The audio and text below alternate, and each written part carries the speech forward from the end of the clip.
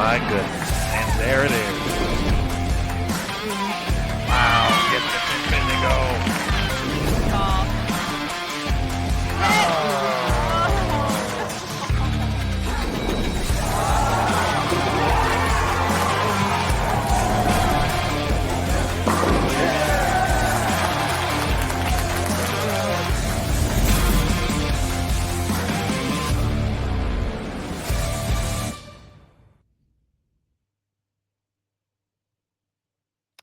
Hello again, everybody, and welcome back to Bowl TV for the PWBA Summer Classic Series taking place at the International Training and Research Center in Arlington, Texas. My name is Aaron Smith with Bowl TV, and we are thrilled to be bringing you the Stepladder finals of the PWBA Go Bowling Classic, the first event, the first of three national tour events here at the Summer Kickoff, our Summer Classic Series.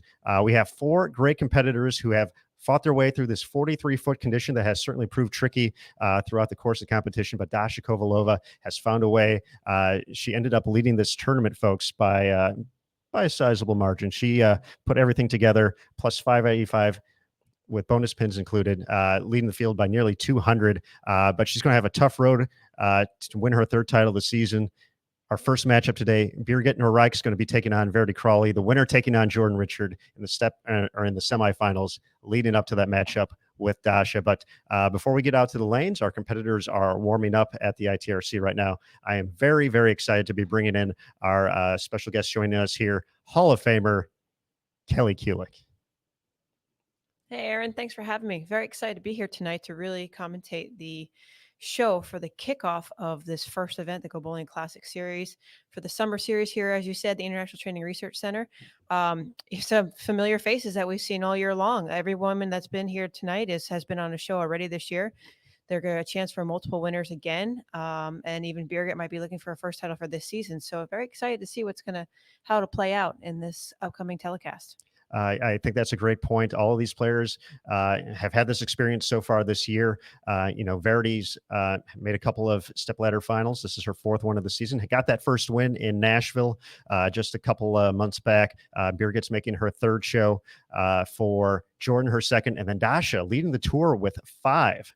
And 3 of those have come at the ITRC now. She made 2 at the Kickoff Classic Series back in January. She's continuing that hot hand at the ITRC and put on a performance to take over the lead and never let it go. Ran away from everybody after she got to that top spot. It was impressive to watch.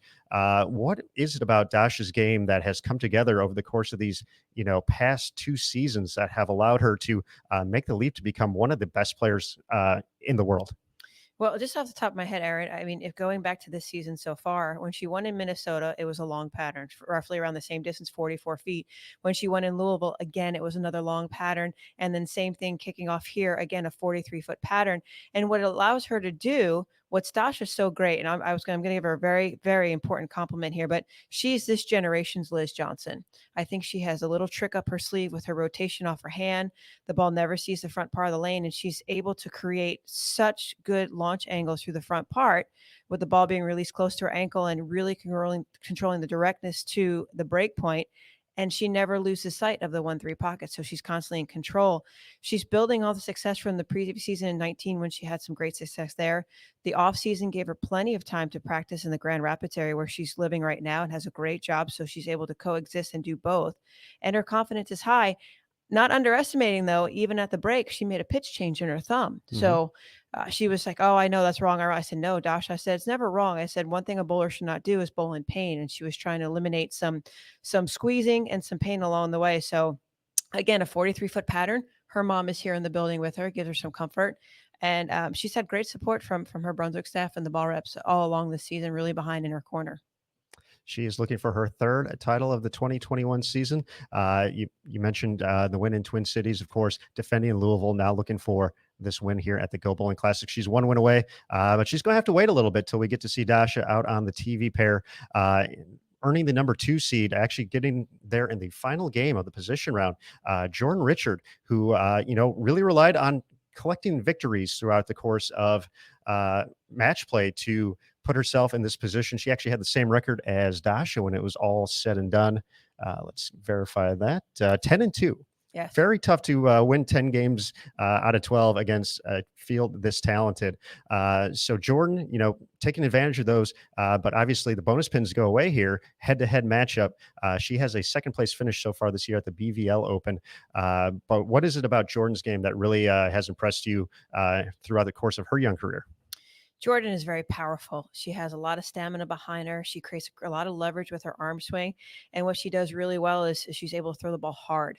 Now, with this format being explained, the women bowled 9 games for qualifying. So hence the length being 40-3 and a higher volume, roughly, I believe, around 27 milliliters.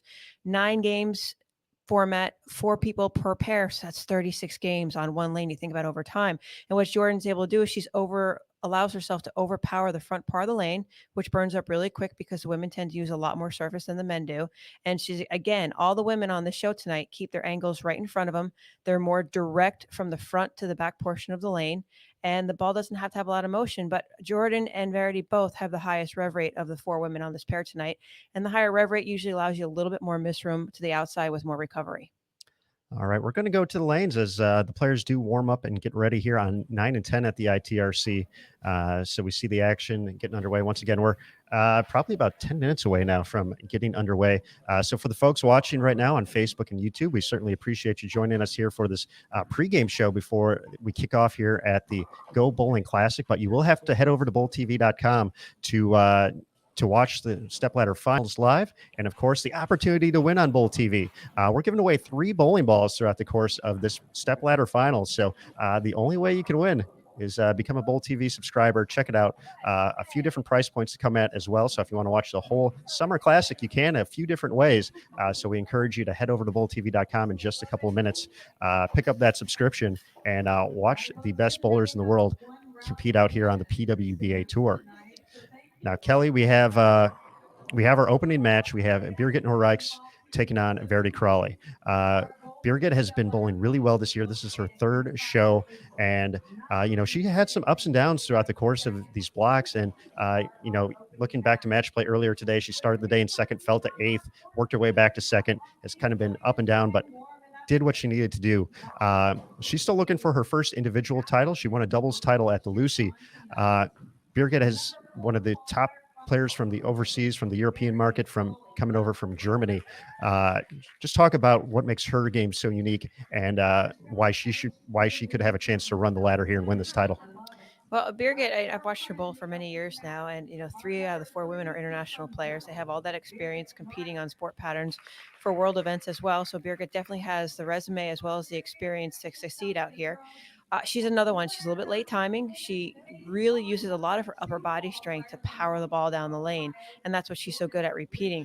Again, if you watch these women as they go along, they're not going to be your Daria or someone that's going to curve the lane. Even Verity being a higher rev rate, they're all going to keep it in front of them. And this pattern over the course of qualifying as well as in match play played very, very different from lane to lane, round to round. You'll see the women right now in the warm-up, they're playing straighter, and typically on a 43-foot pattern you want to play closer to the head pin. We had to do that in qualifying, but once lesser players got on the approaches and didn't remove as much oil, therefore their angles again were tighter through the front. So Birgit, again, all these women's strengths are just straight arm swing from front to back. You're not going to see them give away the pocket too much.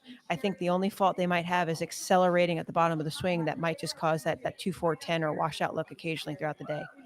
Unfortunately, we saw a lot of 210s this week. So hopefully we got all those out of the way prior to the Stepladder finals here. Our last player to make the Stepladder here, Verity Crawley, who's been on quite an amazing run since, during the Kickoff Classic series, we weren't sure if she was going to be here competing. And with some travel issues and everything, the visa, she wasn't here. She came back, and she has been a force out on the PWBA Tour since returning in April, winning that first title.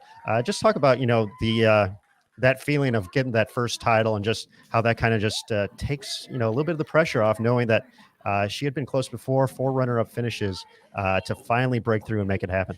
Yeah, as you said, Aaron, she was on the cusp the entire time, especially she rooms with Diana Zavialova as well as Daria Payok, and they already were in the winner's circle. So she was watching her roommates have a lot of success. But I think, just like we've talked about it before, the break did her very, very well, gave her some time to visually practice and mentally using visualization. And then in her off time, when she was able to get back here, she went back to her college roots down at Florida and Weber University, where she had access to another great facility and practiced a lot with John Janowitz, JJ, who does the lanes. Her spouse, her boyfriend, is a lane maintenance man for Kegel and stuff. She's able to bowl in a variety of patterns. And what I love about Verity's game is, I mean, she never falters. She posts every single shot. All the women on the show post a shot, but her classic swing from front to back and her tempo with her feet, she really gets the ball in the swing very, very quickly. Great rhythm, great leverage at the foul line, good knee bend, and just solid. So I would say, even at her young age of being in the mid 20s, I think she's hitting her prime right now. Looking to be a force on tour here for a long time. I believe we're just a couple minutes away now. We're getting closer and closer to the Stepladder finals getting underway, folks, here for the Go Bowling Classic. Once again, got to head over to bowltv.com. We see plenty of you there in the chat already, so a big hello to all the Bowl TV supporters. We've been enjoying bringing the PWBA Tour to you all season. Of course, all week here at the ITRC. The International Bowling Campus Classic starts up tomorrow. We're right back at it, Kelly, and you'll be out on the lanes once again. I know you made a great run that final game here on this 43-foot condition. Fell a little bit short of the top 12. But what are you looking forward to for this upcoming event in hopes for some extended play as well at the Bowl TV Classic Monday and Tuesday? That answer is very easy, Aaron. Friction and hook. Friction and hook. Yeah, All the ladies will be bowling on a 38-foot pattern, so only 22 feet left to go, which is a long distance. There's going to be a max amount of friction out there. So for me, my comfort zone obviously is always going more left to right. I think the tricky part is just being straighter through the front the first two games, being patient and hoping I have the right equipment along the way, just to, as I get steeper through the front, to carry and trip out the 10 in this building. All right, that will be starting up tomorrow, 11 a.m. Eastern time, 10 local here in DFW. So once again, the lineup here today as we get our final few shots in. Verity's going to be taking on Birgit in the opening round. Verity looking for her second title of the season. Birgit looking for her second career title after winning the Lucy with Jason Sterner in 2017. The winner of that matchup is going to face the 2018 Rookie of the Year, Jordan Richard, two-time champion. She's won each of her 2 years on tour so far, looking to make it 3 for 3. Can she do it? Can she make it to the finals where Dasha Kovalova is awaiting? Going back to Louisville, she kind of ran away with that one, was the top seed. Similar fashion here, got ahead, kind of ran away from the field. Top seed. Can she make it happen once again? Become the first player of the season to win 3 titles. She's the first to make 5 championship round appearances. But can she become the first to win 3 and move even closer in that player of the year race that is tightening up between her and Julia Bond? Julia had a great performance, just missed the show, finishing in 5th place. And it came down literally to the final shot. Valerie Bercier solidifying that victory to not allow Julia to get the bonus pins to get ahead of Verity. But a 5th place finish, another great showing for Julia, whose leap as well to the next level has been very fun to watch this season.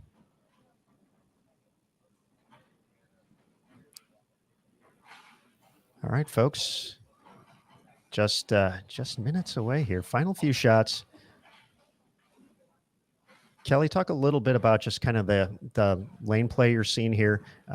Once again, you mentioned you know angles were a little more open in qualifying. Players kind of started moving a little bit tighter here, and it looks like nothing too crazy as far as angles. But kind of how do you see the progression of this pattern playing, just kind of based off of where Birgit and Verity are trying to break them down at right now?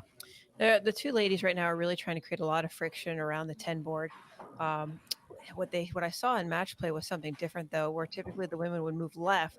They did for a little while, but then they got so ugly, they actually had to get back to the right using weaker stuff, little lane shine, or even some 2,000, 3,000 Avalon pads on top of it to get the ball through the front part of the lane. So that's why they had to stay on top of it and stay straighter through the front.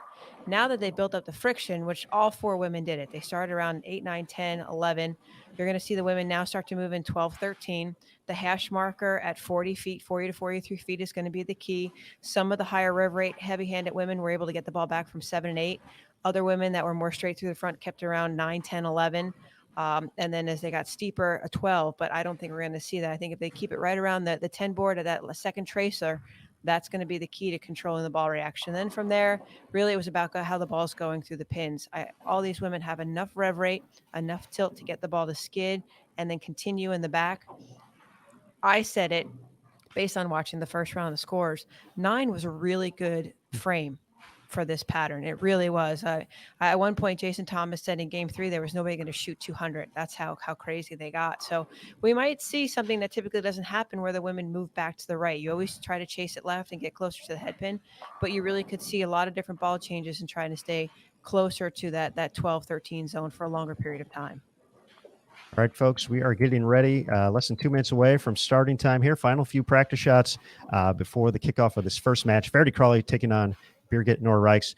So, folks, we're going to take a quick second to reset. If you're watching on Facebook and YouTube, this is your final warning. You got to head over to bowltv.com to watch the Stepladder finals at the Go Bowling Classic to see who wins the title here from the Summer Classic Series.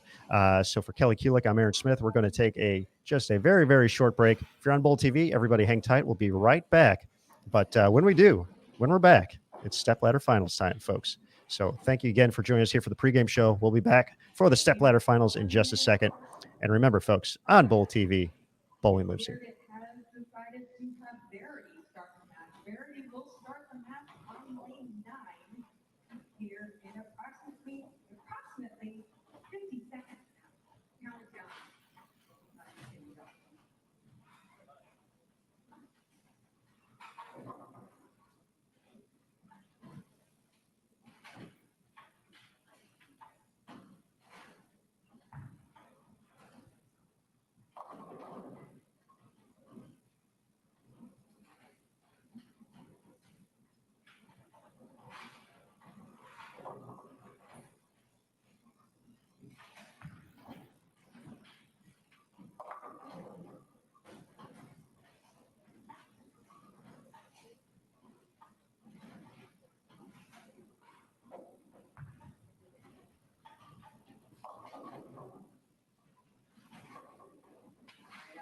Please hold up. No more time. We're going to get the scores cleared out. We'll get a full set of pins here in just a few moments. Again, please silence those cell phones.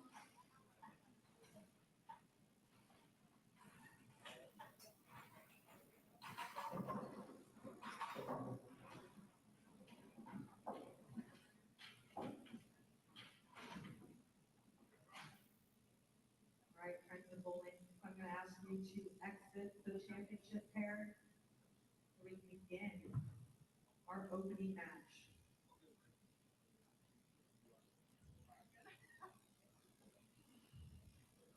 All right, ladies and gentlemen, how about a round of applause as we begin our opening match?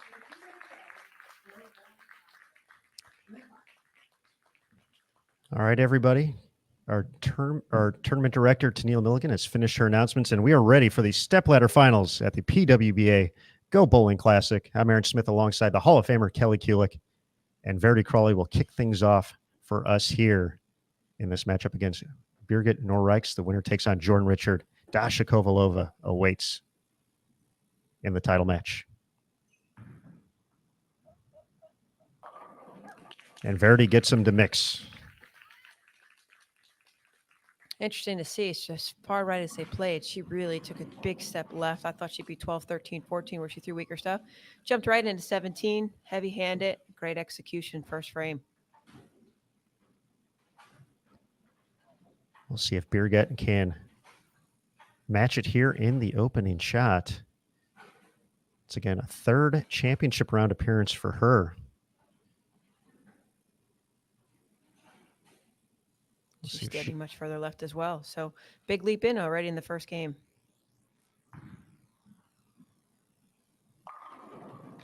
Excellent delivery. Strike for strike out of the gates. We were able to chart the lanes, Aaron, and from the last series that took place back here in January when the ladies were on the bubble, our tour reps, not so much inside information, but pretty much the odd lanes always hooked more, except for lane 9. Lane 9 was a little bit tighter down the lane. So You'll see a lot of characteristics in the building as you continue on, but most often enough, we always had the odd lanes hooking more than the even lanes. Good thing to look out for there, Kelly. Looks like she has a decent amount of surface on the ball. High pin. Long and late, quick response, rolls forward off the spot.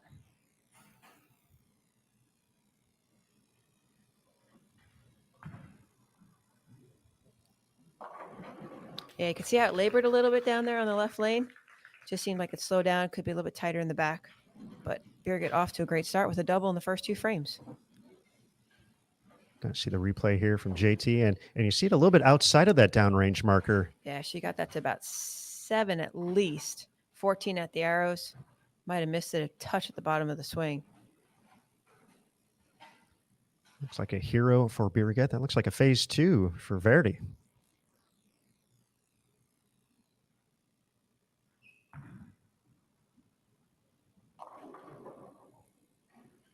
Light 2-pin action. Yeah, so again, that right lane just a pinch tighter. 16, 17 at the arrows. Really good 8, 9. You could see with the colors migrating the ball, how quickly the ball rolls forward so fast.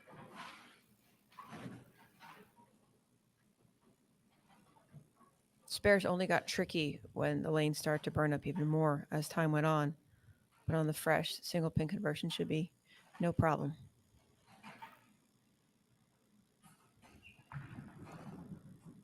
Takes care of business, clean through 2. See several PWBA players in the background there cheering on their fellow competitors. Gigi with her pink tails in the hood. Looks like E.T. in the basket and taken off and carried off into the sun.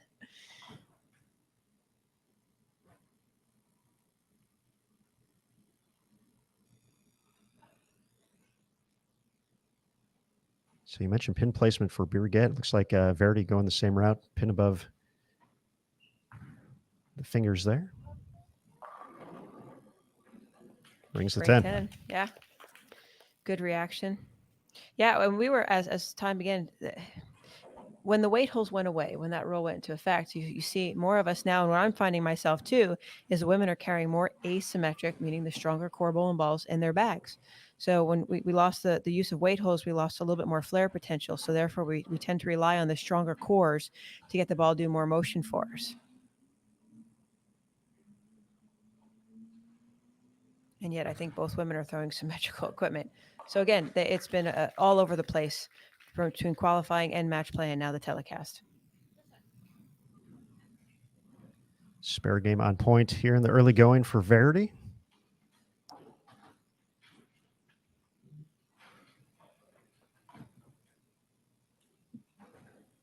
Birgit bowled with Stu Williams this year at the Lucy. So they made the first cut. They didn't advance to the top 8, but I think Jason was bowling with his girlfriend. So hence the partner change over the course of the time.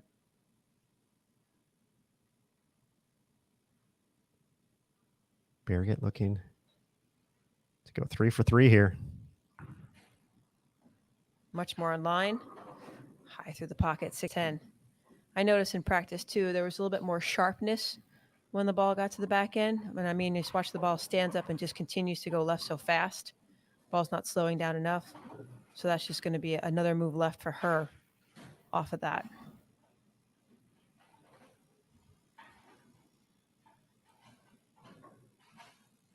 I do enjoy watching the physical game of these two women, how straight the ball drops into the swing. Birgit's left arm goes out to the side, nice and relaxed. Verity's got, very little grip pressure. So both physically, sound physical games. Birgit with the early advantage with the double. There's her husband in the background. Poor thing. I was going to say, I noticed him walking in a couple days ago, and I did catch the cast there. So hopefully healing up soon. And yep.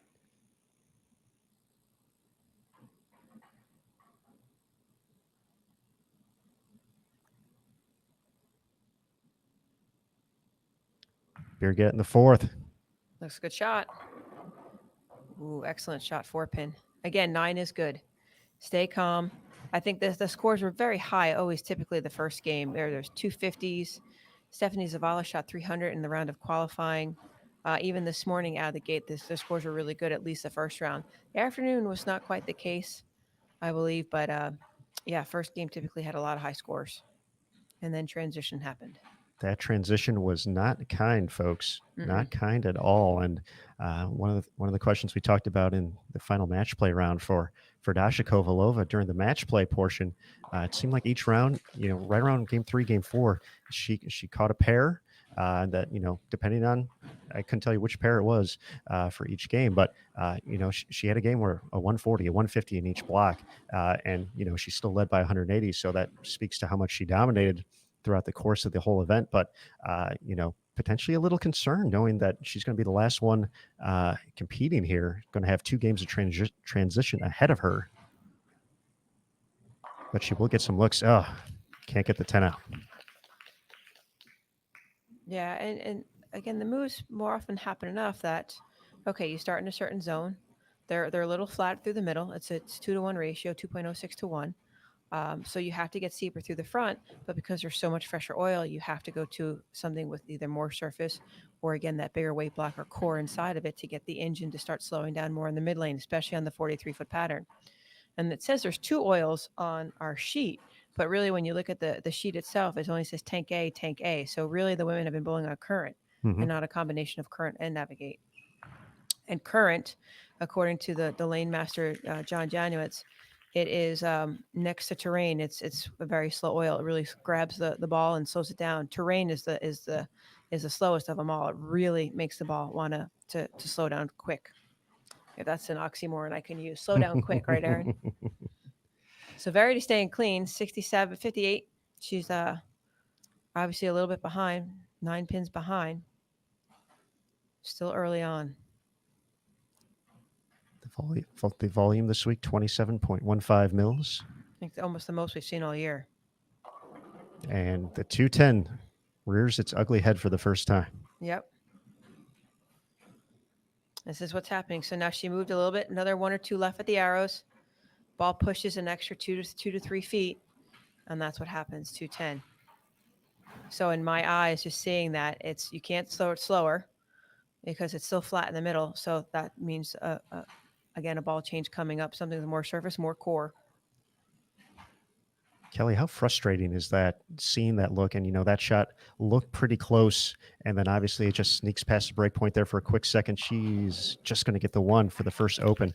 But, how frustrating is that to see that to look like something's going to be pretty close, and then all of a sudden, boom, 210. Yeah, because she either rung 10 or went high the last time 4 pin on that lane, so you think it's a great shot.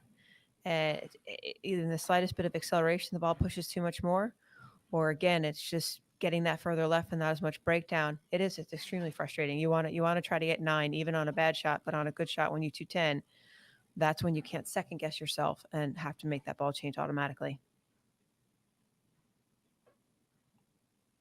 We see Verity sitting back there, not necessarily conferencing with anyone at the moment. Oh, messenger at the ITRC. How about you that? bowl league here, right? Does that happen very often? No, No, not at all. Very few throughout the course of the week, but Birgit. Yeah, it's great with the slow motion action camera that our guys have installed, Jason and Curtis. This is great because when you watch your ball go down the lane, you see that pink middle line as it's rotating, and all of a sudden it's still kind of going left to right, side to side, and then all of a sudden it stands up, and that's what we talk about when we have that quick response. You'll see that pink on that ball really almost go from left to right to more forward, and you can see how much more the ball will drive through the pins that way. So that's why they make multicolor bowling balls. Great opportunity for Birgit here to build the lead. Gets that one off the spot, but 7 pin. And we saw the hit, the fortunate hit with the messenger, and now one that certainly could have gotten that 7 pin out. We saw a lot of those throughout the course of the week. Yeah, so that one's also late too. And when the women got really deep inside, they were relying on that hit. There's specific hits. You have the flush hit, you have the trip 4 hit, and the shaker hit, and that's one they're looking for, especially when they got so far. I mean, I saw women play 25, 27 at the arrows that you typically don't see over the course of of a 6-game block other than like a US Open pattern. Going to convert the spare up 22. Birgit through 6. Verity stepping up 6th frame, looking to bounce back from the Open. And every spare counts too, because all the scores carrying over from this event to the next event, gearing up to the final one. So it's very key that, you know, every frame be filled.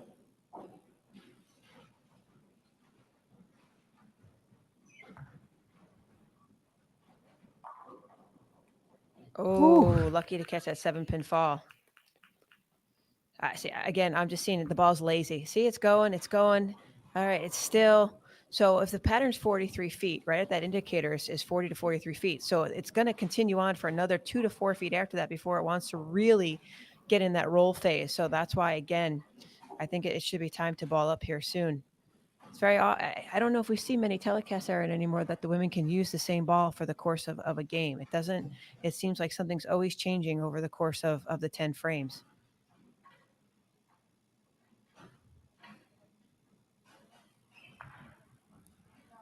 No problem on the spare, so we'll see what Verity's going to do here. I'm thinking 9, 9, 9, 9. She's got 1 strike. It has to do something different. There's the thumb coming out of a ball. What is she going to put it into?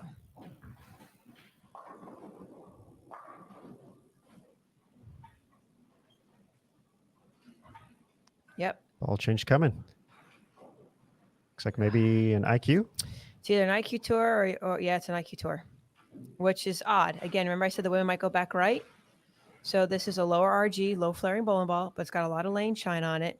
So I'm wondering if she's going to get back to the right and try to just kind of shove it into the lane. She did. 14 at the arrows, 8, 10. So she went from 17, 18 at arrows, jump back right, which I thought was a possibility to happen. It just wasn't right enough.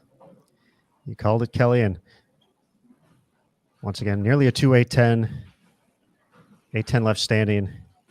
Trouble brewing big time for Verity. And I think because the women really broke them down so much of the track area, the idea is to keep chasing it left, but again, to go to a stronger cover, stronger core.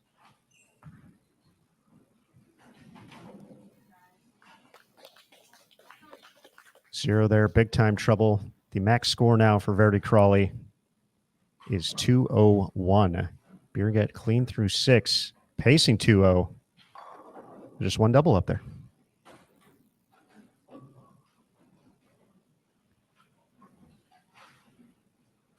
Other than the 3rd frame where she left a 6-10, Birgit has had complete control of the pocket so far in this match. Look where her feet are. She does walk to the right, so she's starting in the 30th area. She might slide about 24, somewhere around there. 23. That's got to get there, and it does.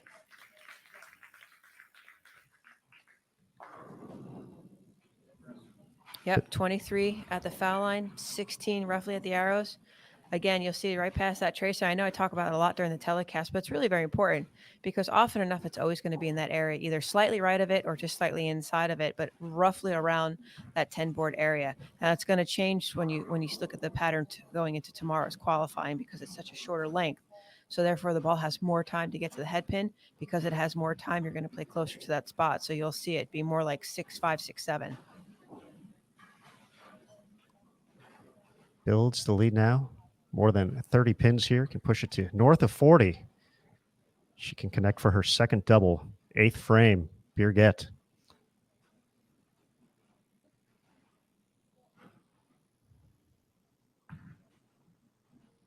Up the hill. And 7-10. Oh. Devastating. That was a very good shot. She's really, again, lines and angles to the front.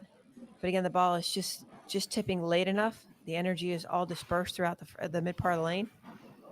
And that was a possible leave too. I think I left one of them. She's smiling because she just got a bad break when she could have really extended the lead. Still going to be ahead, but things do get a little more interesting here. Opening match of the Stepladder finals at the Go Bowling Classic. Jordan Richard awaits in the semifinal. Dasha Kovalova, our top overall seed. So she's sticking with the other bowling ball. See if she moves further right. 14 at the arrows last time. She's probably around 12. And they said she was going to try to freeze it up the lane. Yep. No. 5 count washout. Doesn't lose any count here, but really could use a double to put some pressure on Birgit. Yeah, and Aaron, you said it so poetically. Physically, she's throwing it great. Just you can't out execute ball reaction. It's not very often I see Verity go to the stronger stuff anyway. She likes weaker stuff because, again, it helps her keep her angles in front of her and more closed down. Where if she uses stronger stuff, she might have to get steeper through the front, and it's not something she's comfortable doing. Just the 2.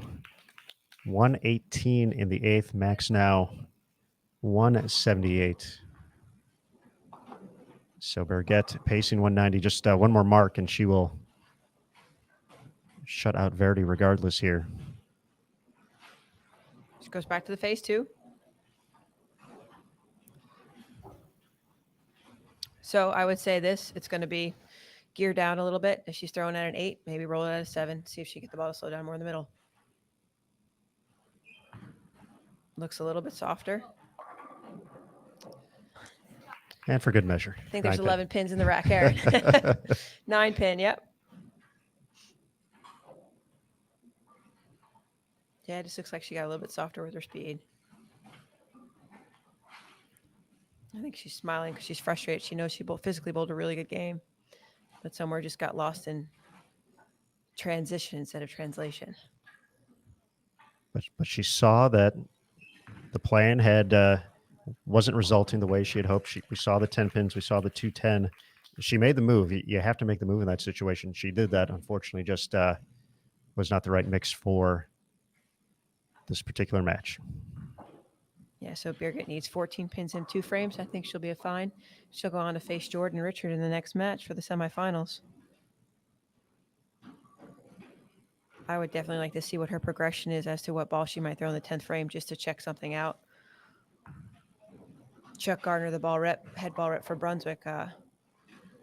Trips the 6 pin right there. You know, he had really had a good progression with the ladies on staff. This is the first, second, third, and he stuck with it, committed to it the entire time. So when you mentioned about Dasha shooting that 140 game, there was a slip that another service would have been applied to it prior to the start of the competition today. Spare here, and then just keep it on the lane in the 10th. Will be more than enough to get the job done. But an opportunity to gather some valuable information coming up for Birgit. And there, you called it. Checking in with Chuck. Checking in with Chuck on the truck. I can make that a thing. Psychic. I can make that a thing. You know, go try the ball change. Yeah, if only if I was that good on the lanes. Yeah, quick thumb change here. I know some of their equipment. Looks like that's an obsession.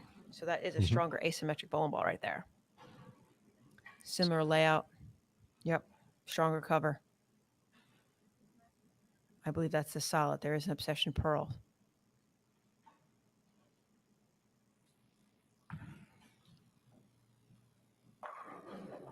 So it looks like she kind of stayed in the same area with that, but a little different reaction.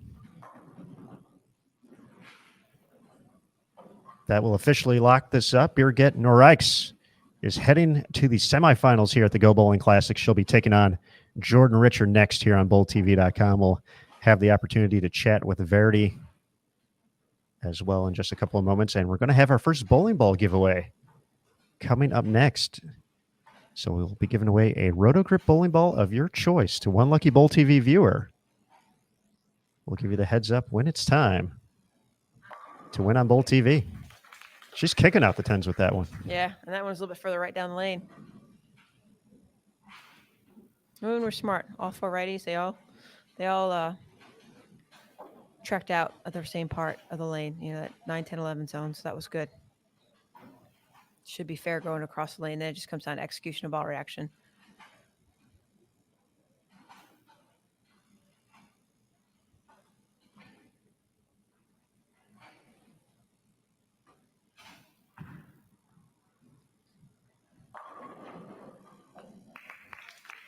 Official tally 204, enough for the victory for Birgit.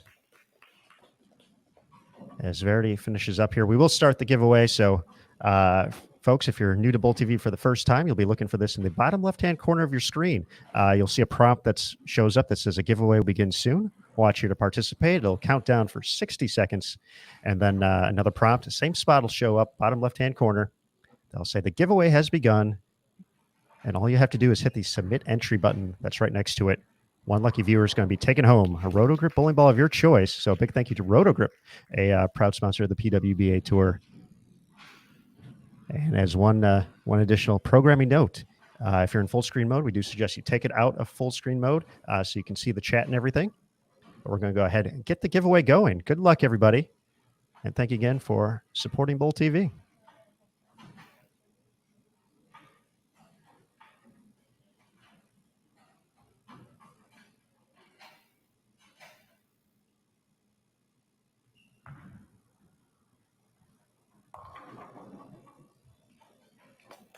And even though the match is over and she's going to be finishing fourth here, still trying different equipment to learn something new. Just moving forward. Yeah, first one in the 10th frame, she went to a stronger ball, flushed through the pocket. Last one, she's got a little in front of her more. So she never gives up attitude. I'm sure with a few more events to go as the remainder of the year is the closing of the season is getting closer. Obviously, the fall season series was announced. They'll be in Reno come the end of October. Julia Bond's still leading that Player of the Year category, but I'm sure we'll see Verity again in another future telecast.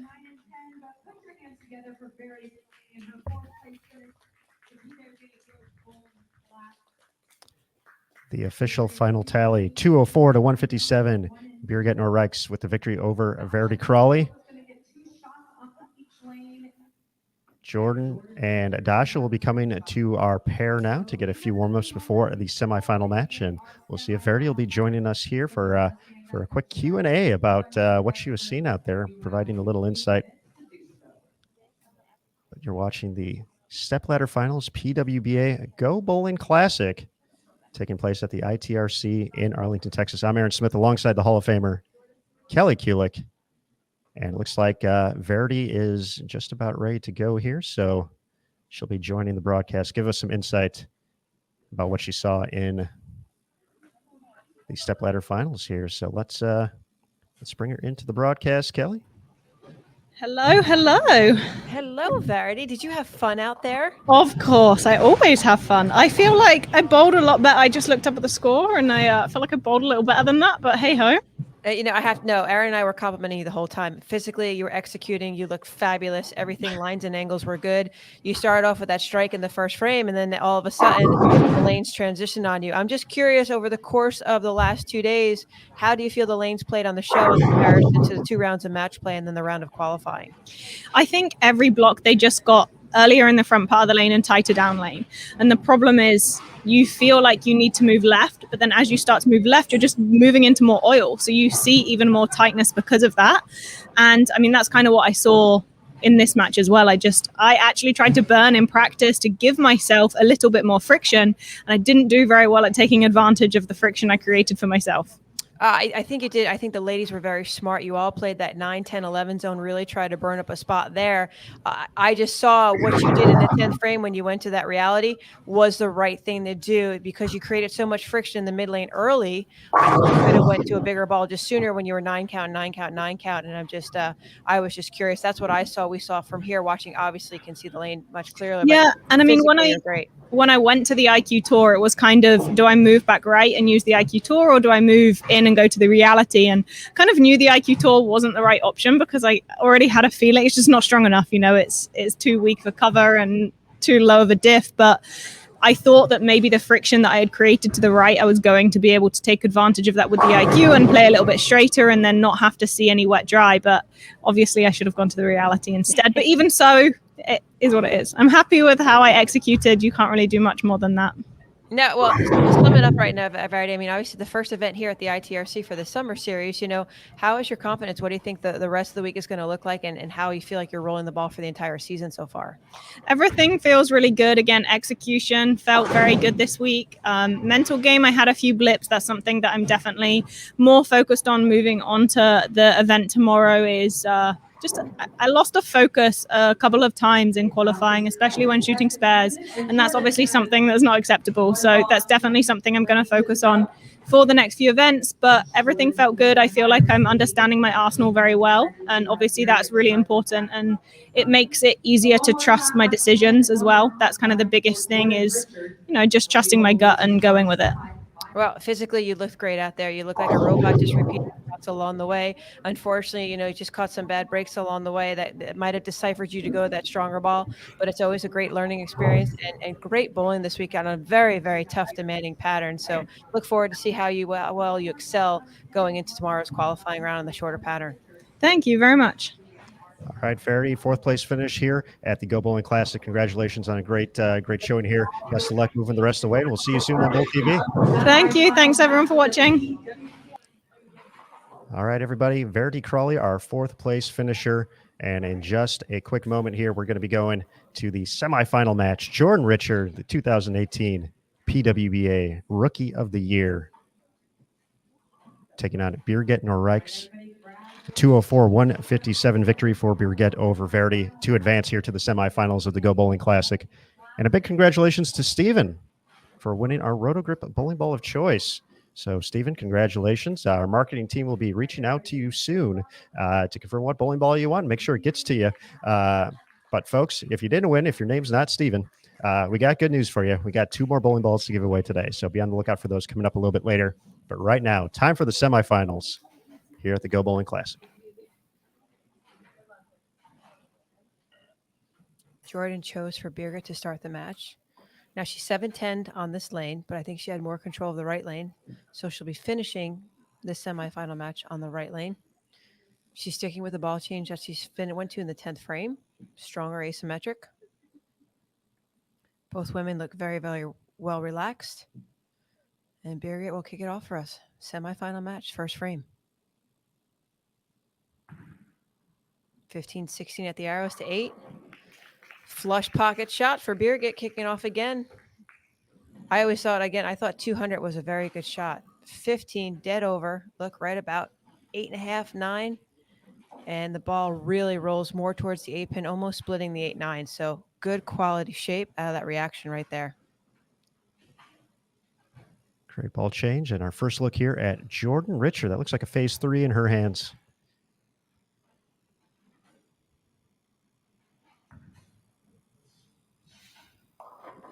Through the nose, 3-6. Still in that same zone. She looks about 18, 19. She's sliding 26. Yep, right about 18. That was at 12. So big difference. Difference in locations of breakpoint distance. Many people call it breakpoint. Some people call it exit angle, where the ball is shaping off the spot to roll forward through the pins.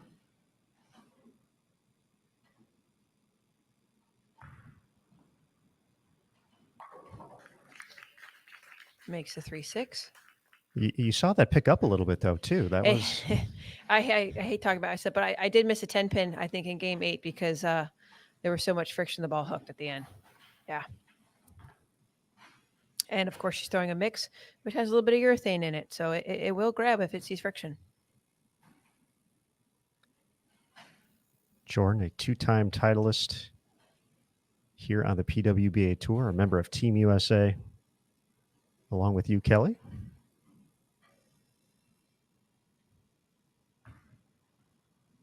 Same part of the lane. Okay, so same zone. 18 at the arrows, but again, I think that left lane tightness where I said 9 might have been a little bit tighter than 10 is we're seeing that right now because it's really 25, 18, 19. This one she got to 10, so definitely push to the right more freely. Didn't quite get it inside maybe as she did in the last one.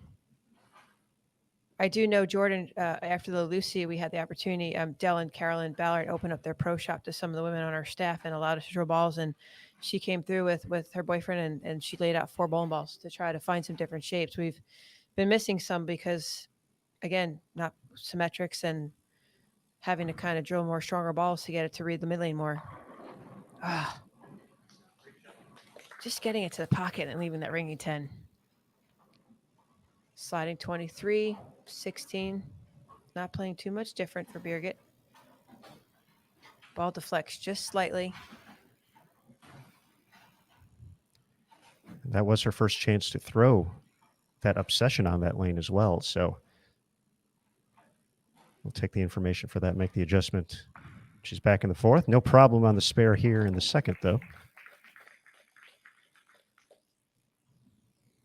Both players clean here in the early going.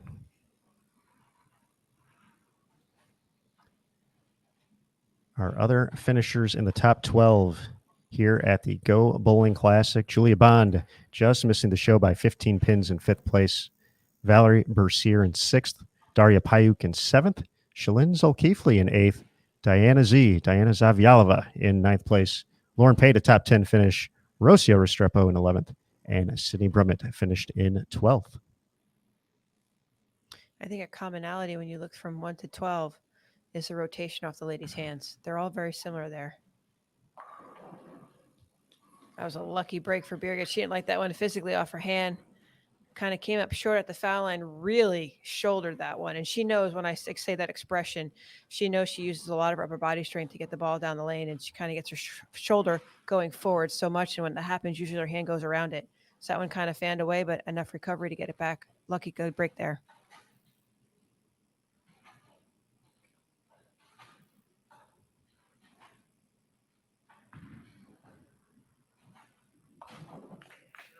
No problem on the spare. Clean through three. And Jordan, she just has raw physical talent. You know, out of college and what she can do with a bowling ball. I still think it's advantage if you have a higher rev rate on the women's tour. You can create more area, more recovery, more velocity through the pins. So I do feel she has a slight advantage. Just great raw talent that she has.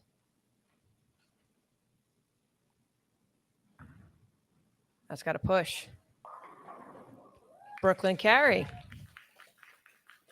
So if 9's tighter, what does 10 got to be? 10's got to hook more. She's a little bit deeper. 18, 19, sliding 27.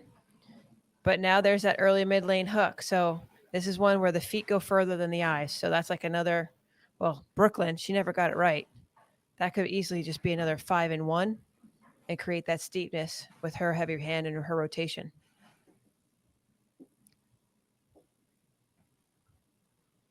I get frustrated when they say bowling's not a sport because you're thinking after every single shot.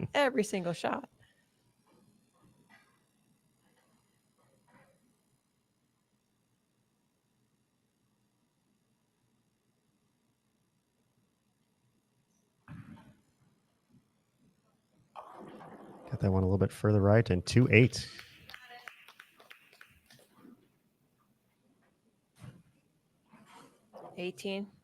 Gets it to 9-10.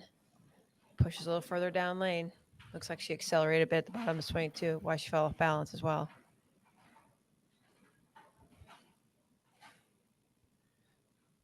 There did come a point where I felt you didn't have to have the ball read the mid lane because there was just so much traffic. You needed something that was cleaner and more angular to get it down there and still have some enough energy to make that turn towards the pocket.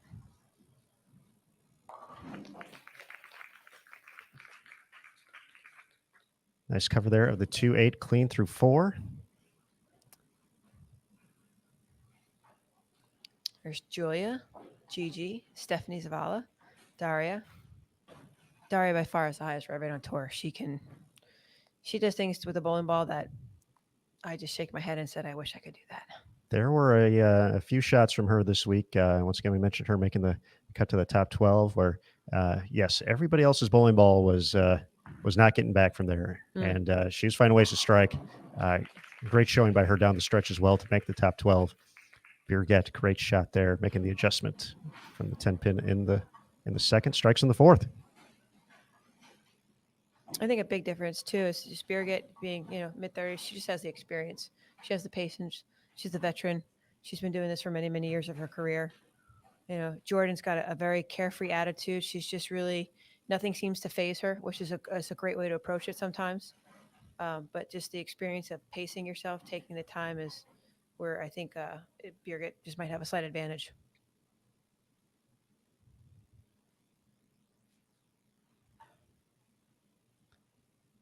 You can see the trophy to the far right of your screen. Going to be taken home in just a couple minutes here. Here's the fifth. It's a good shot. Gets the mixer. Saw a lot of those. That was the more typical hit that occurred as the format extended itself and during qualifying as well as match play.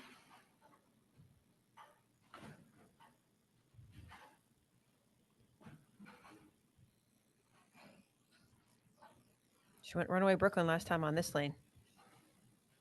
Is there a giant step left?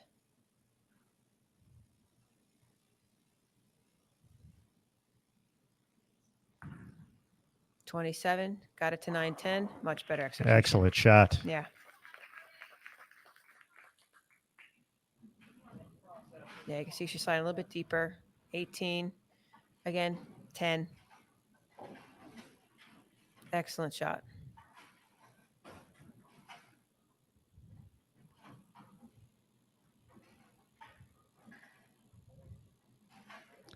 Now, one of the things I've noticed with this phase 3 here, we saw Birgit, we saw Verity using balls with pins placed pretty high up above the bridge. I noticed that for Jordan, it looks like it's a little bit closer to the ring finger, almost to the right of it. The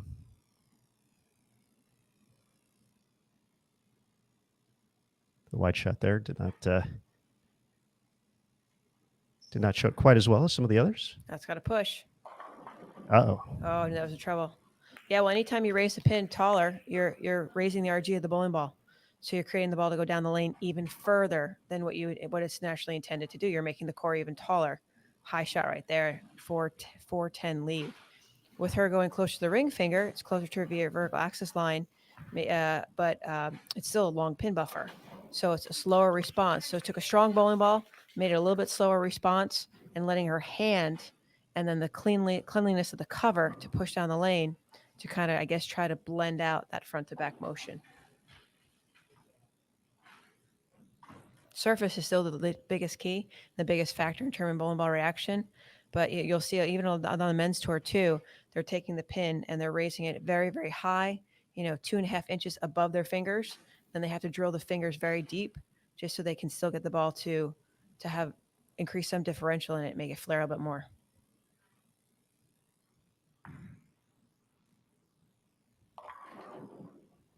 Nine still good.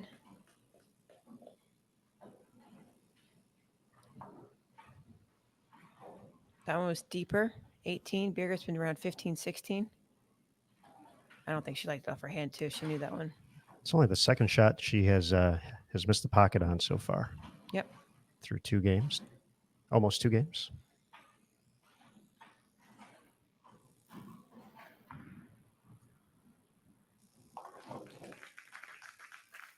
And you mentioned that in the early going as well, Kelly, that 9 is good. Maintaining the pocket spares. And Birgit has done that. She's worked her way into a couple of doubles. Just the 7-10 is the one blemish on the score sheet so far in game number 1, but has really put together a strong performance so far here through the stepladder. It's patience. It really is. It's, the women know when, if they can hit it on fresh, then they might be a little bit struggling through games 4, 5, and 6 and do better 7, 8, 9. Everybody has that key moment within the squad that they're all going to capitalize on when it will come to them. So you have to be patient. For me, it was the first 2 games, had to be patient and started to bowl really, really well. Then faltered and then came back towards the end. So there's that moment. There's that definitely a zone time where you have to capitalize those 3 or 4 games and get as much wood as you can. Shaker shot for her. I saw Birgit do it a lot during match play again today. It really was. Trying to go flush through the pocket, I don't think it was the right idea.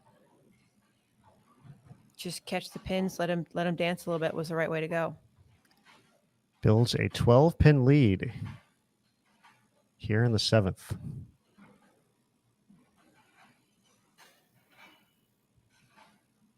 Jordan's great setup. The right shoulder's tilted down. The ball's in front of the shoulder. 5-step approach. Really just hinges the ball in the swing. Catches the shaker strike just like Birgit. Yep. Maintains pace, keeps it at 12. Now gotten the last 2 on lane 10 after making that move left. And after the runaway Brooklyn. So she's made the adjustment, made the proper adjustment.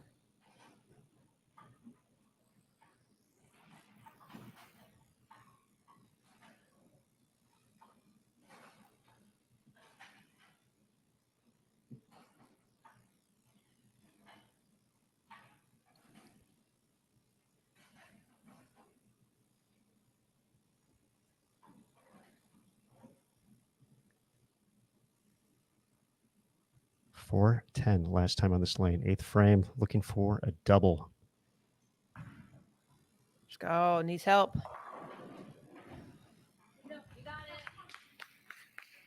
Seems like she's just really getting it really off her hand fast. She's not projecting it to the right. And I say this respectively. I think that's one of her tendencies because she can keep it in front of her, but she has the capability of getting steeper and going more left to right. It's just not something she sees very often or has to do.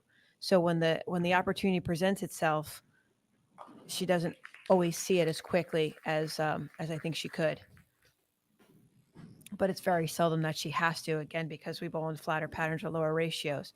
But I think in this instance enough, she could kind of get like type of Daria motion where she gets like another 5 left, just keep getting her hand around it. And now she has more area. She has more room where she can create that recovery in the back.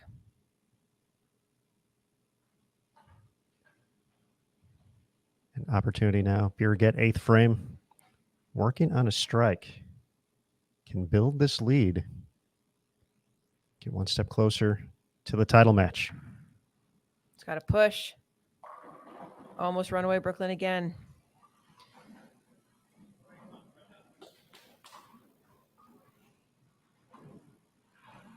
There comes a part where when you look at the pattern on the sheet, from 11 to 29 is where it's flat. So there really is no free hold to the head pin or a 3-pin. Typically on a longer pattern, the women, I use that word a lot typically, but it's like that fallback area. But because it's still flat there, you still have to have angle through the front and through the middle.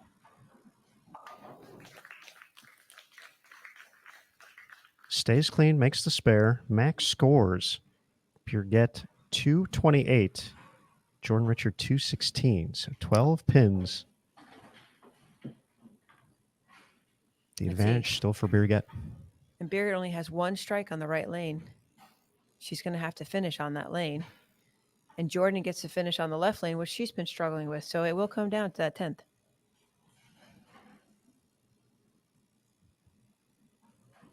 Toby's just in the back staring down, hoping for a good outcome. She struck the last 2 times here on lane 9. It's got to come back. Great shot. Yeah. Massive control of that left lane. So both women finishing up on a lane they're not really in control of. She's got that to 8.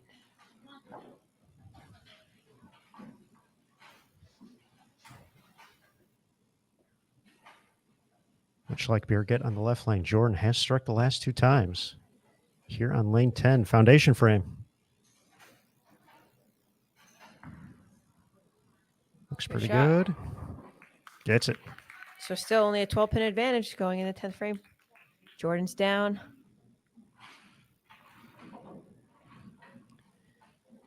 She would have to double just to really force Birgit to do something to mark in the 10th for sure. But again, struggled last time. Let's see what happens. Jordan is able to throw all 3. Birgit would need the first one in the 10th and 9 spare to win by 1. Strike 9 spare if Jordan can get all 3 in the 10th.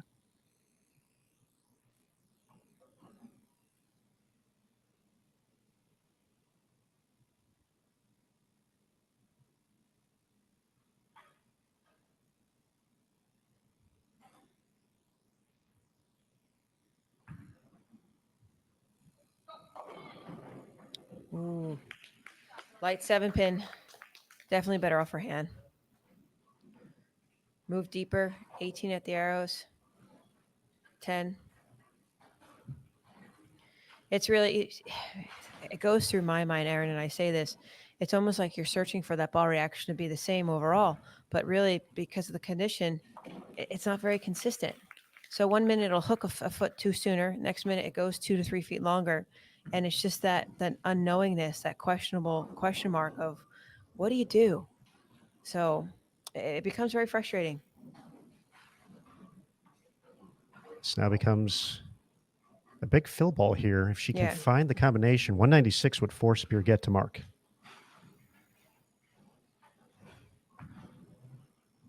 Uh-oh. Messenger. Oh. Didn't see it, but that changes the scenario quite a If she bit. goes 9 misses, a tie. We could have a potential tie. Birgit needs a mark now. Yep.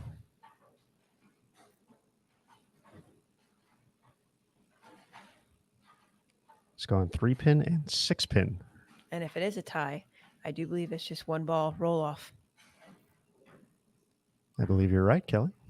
It's a good shot. Oh, Won't matter. does not matter. Gets the win, is heading to the finals.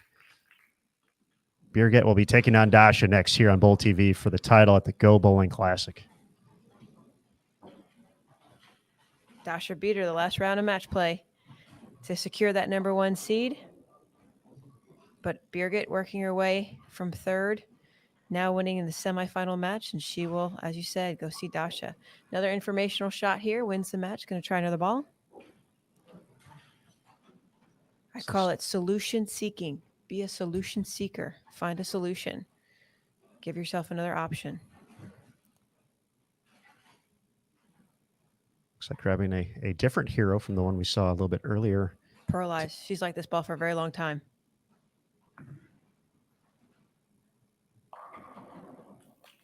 Cleaner with more pop.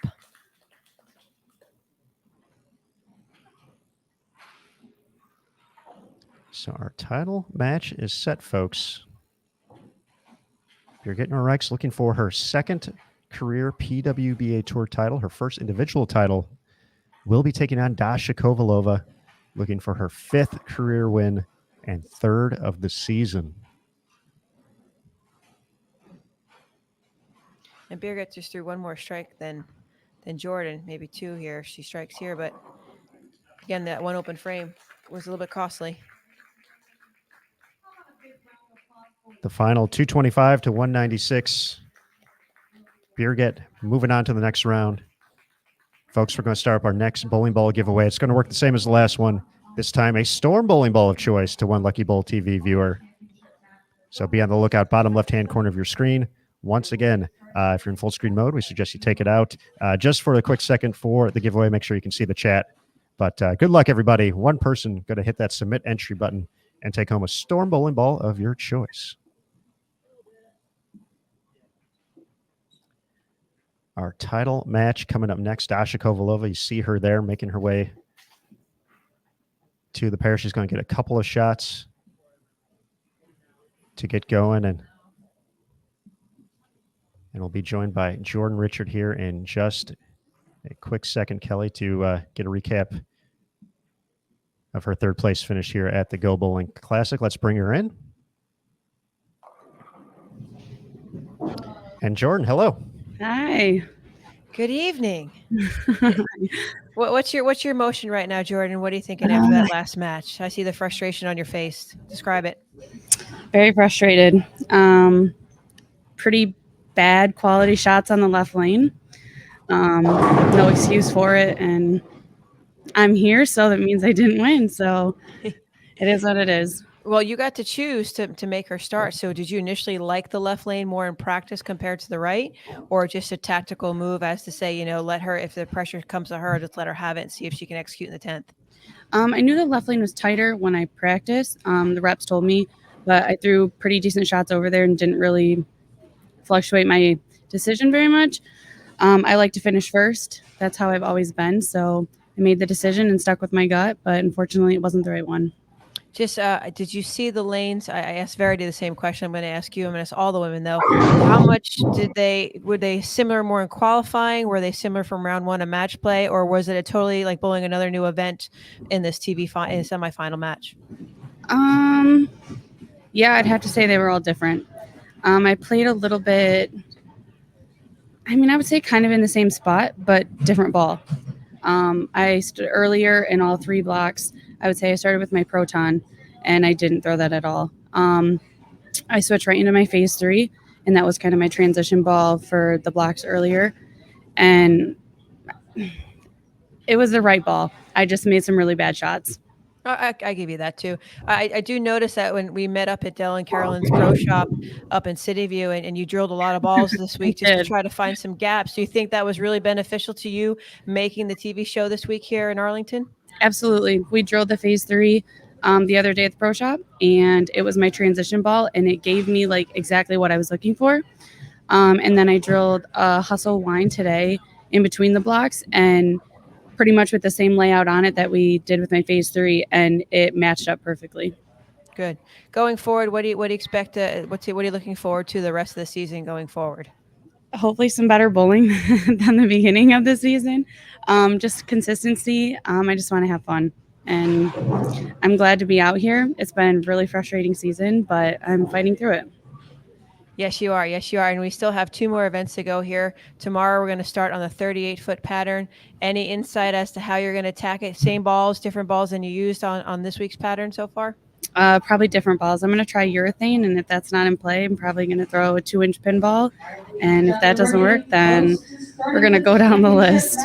Well, great bowling this week. Congratulations you. on that second spot. You finished 3rd overall, but on a very demanding pattern. I applaud you. It was great. Congratulations for this week's performance. Look forward to seeing you tomorrow on the lanes. Thank you so much. Great bowling, Jordan. Thanks Thank again you. for joining us here on Bowl TV. No problem. Thanks, guys. All right, Kelly. Jordan Richard, our 3rd place finisher. And folks, we are just moments away. Dasha Kovalova getting her final shots here. We're going to go full screen once again as she gets ready for the championship match. Led this event by nearly 200 pins, bonus pins included, but really kind of ran away from everybody right from the get-go out of qualifying. Finished her opening block with 770, never looked back. She's taking on Birgit Noreiks. It's going to be a fantastic finish here on Bowl TV, folks. We're looking forward to bringing it to you. And a big congratulations to Burton for taking home the Storm Bowling Ball of choice for watching Bowl TV. So, Burton, congratulations on the victory. Storm Bowling Ball of choice. Big thank you to Storm, one of our gold industry partners, along with Roto Grip and Brunswick. So the good news is, if your name's not Burton or if your name's not Steven from earlier, you still got a chance to win. We got one more bowling ball coming up to give away here, folks. So thank you again for being part of Bowl TV, and we'll be right back here for the championship match of the Go Bowling Classic. And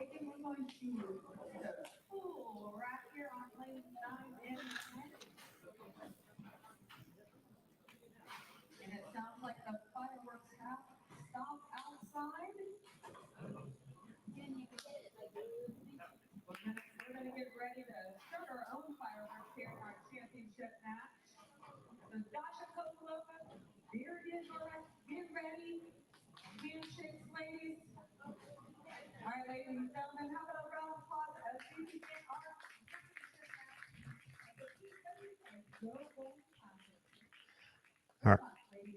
All right. As Tennille said, the fireworks are transitioning inside to the ITRC. We are ready for the championship match of the Go Bowling Classic. Dasha Kovalova, Birgit Noreiks coming up here on Bowl TV. One game to determine the title. Dasha is going to kick things off here, Kelly. Yeah, her last shot on practice was 2-8-10, so I'm not sure she's crazy about the left lane.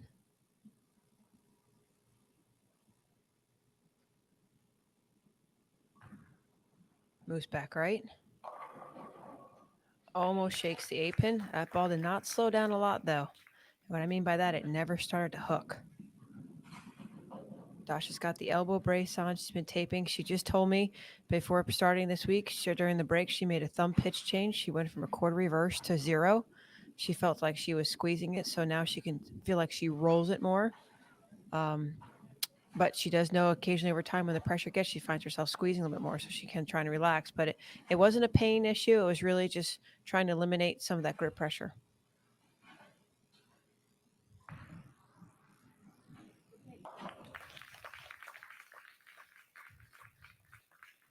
Converts the 8-pin, no problem. Her only tendency, Chuck says, is occasionally she gets the swing bumped out of alignment. It gets a little bit away from her outside of her swing. That's her biggest hindrance. I also like how she not bumps the ball as much up in the swing as she did a few years ago. So she's really trained hard when she's back home in the Grand Rapids area. But Birgit goes from a 2-0 pace to 225. She's in command right now of both lanes. Switching back to the ball, they got her there. Gets the hit to kick off the title match. We've seen a lot of the same women on the telecast and on Bowl TV this year making the shows. And you always see the multiple winners, but I think Birgit's just due. Just like Verity got her first title this year in Nashville, as you said, Aaron, I think Birgit's really been on the cusp of knocking the door, and she's just about ready to push it over.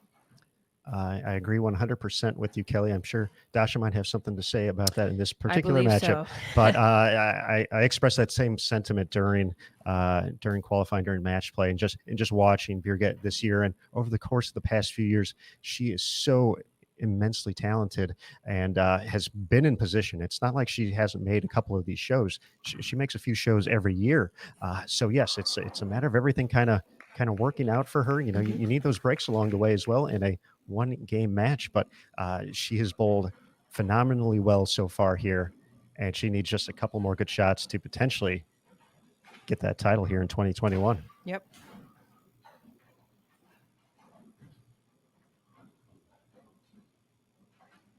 There's another ringing 10-pin.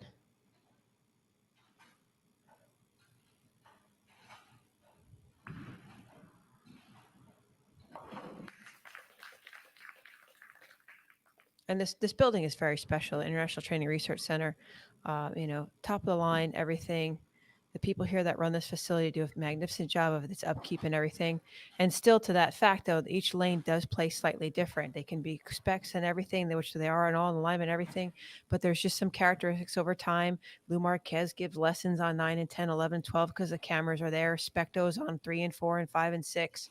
So there is more lane play on certain pairs than others. And the women saw that. And I think because you hit a couple pairs twice, if they were a bad pair, it cost you some pins. Dasha had, you said, on 5 and 6 was a pair she didn't like, but turned around and it was one pair that I really enjoyed, and I bowled better on 5 and 6. She's 14. She's much further right than Birgit. The ball shape is good. It's not overly responding, meaning not more of that hockey stick shape, but she has to move left 3, 6, 10. When the women come from, let's say, the dugout, but just coming in, I think Dasha only gets 6 shots, so 3 shots each lane, which they say 3 shots is you should be aligned. The dugout, I like that. The waiting room. The waiting room. 3, 6, 10, textbook cover.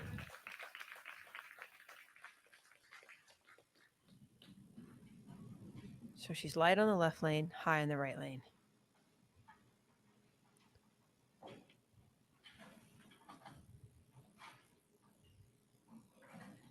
Taking a look there at the lane, kind of process what's next. And as much success as Dasha's had, she just needs a little bit more of that gut instinct of, this is what I got to do. This is what I got to do. So extremely talented. Brunswick Zenith in her hands.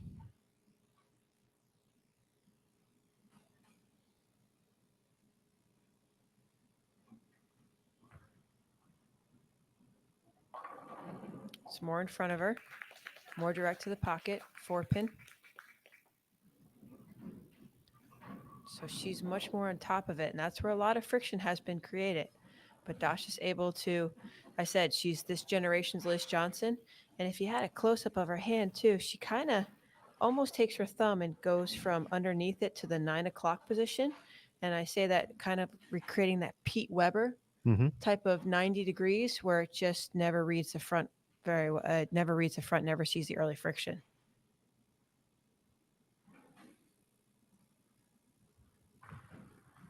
And Chuck did say, compared to some of the other athletes bowling this week, every ball was hit with 500. because of her axis rotation being higher and her tilt being higher. The surface slows it down for her. So she went with more aggressive cover stocks and aggressive surfaces on them in comparison to some of her other fellow teammates.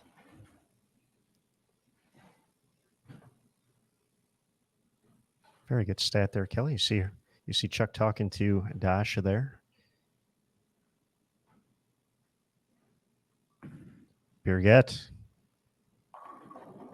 Oh, good ball reaction. She's about 25 now. She's 18 at the arrows. Again, 9 right past that hash mark. And you can see the ball go off the pin deck. It's going past the 8 pin. So that's continuation. And on a 43-foot pattern, you need that. And she's I would say she's got excellent ball reaction right now. It's just that 2-1 move right now, or 2-0 move off of that 4-pin leave.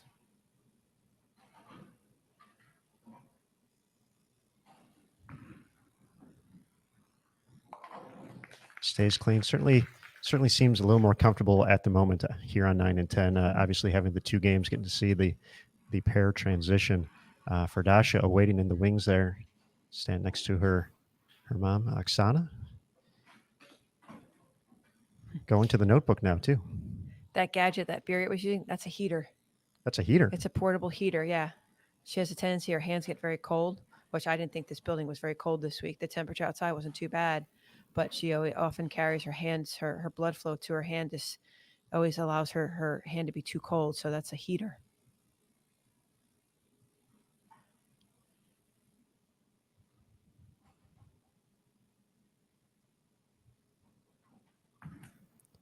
It's got to come back. And From it way does. downtown. Birgit heating up right there. Yep. It's amazing. I do watch her physical body. It's her shoulder drops down, but her hand goes right. She throws it with more of her shoulder than anything. And she directs it that way because her head is already going towards the left. So her shoulder gets it to go forward to create that left to right angle. It's unique, but it works for her. See if Dasha can collect her first strike here. Championship match. Go Bowling Classic. Need some help. Just the 2-pin. Yeah, I'm not really care for much of Dasha's ball reaction right now. I think the ball, it's trying to stand up, but it's so slow. And what I mean by slow, I say that the ball tore ups use that terminology a lot, quick and slow. I mean that if the lane was about 10 foot longer, she would have struck. It just was lazy getting there. I really think she needs something more quick response. It hasn't looked good for 4 frames. I don't think it's going to get any better. She's not going to out execute Birgit's ball reaction right now. Covers the spare. We'll see if the change is coming. You predicted it earlier in match number 1 for Verity, and I would have to agree. From what we've seen throughout the course of the week, just not the same look here for Dasha. So what is the move? And looks like she's sticking with the same ball still.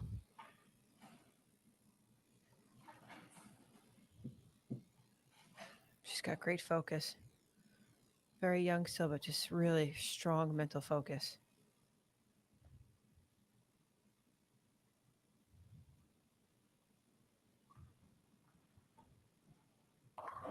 Yeah, she's got over under.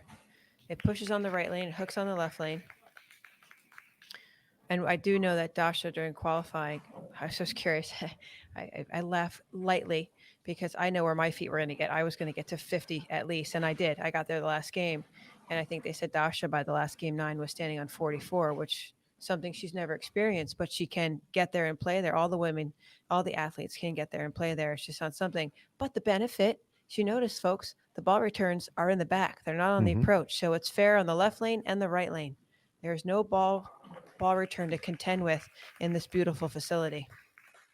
I think when Dasha mentioned sliding 44, first time in PWBA Tour history for her. In the great video after her excellent performance in qualifying, she stayed clean, which has kept her hanging around. Let's see if Birgit can take advantage of the strike in the 4th, collect the first double here of the title tilt. Yeah, she's talking to Chuck too, so I don't like her ball reaction.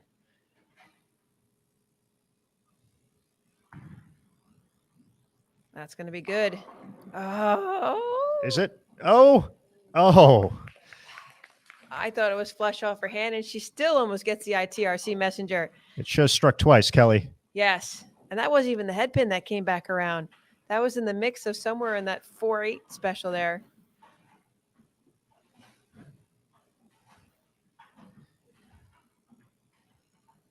See, Birgit's got better ball reaction, and she spares here. She's only going to be up by 5.